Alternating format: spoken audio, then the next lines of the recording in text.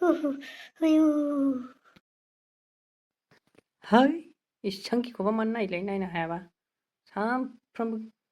बागदावबाय थायो माबा एसे गिथावना फिल्म नायबाथाय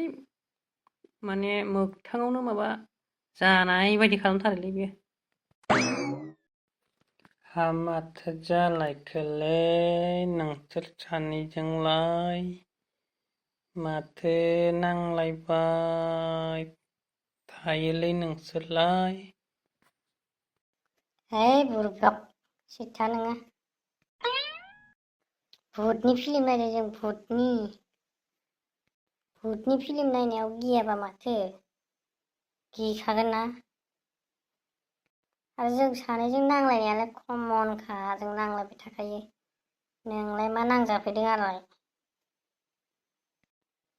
गेट आउट साला सलथब-थबनो हामालै बिदाफोरखौ बिदि बुंनो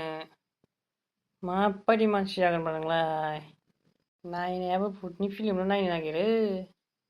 ओमफ्राय गिना होख्रावलाबायसिगोन माबा मोनसे दावराव खोनाबा ओमफ्राय बिदाया फैसिगोन जाम्बा बिदाबाबो अनोब्रा नोंखौ माबा मोनसे जादों साननानैसो फैदों बियो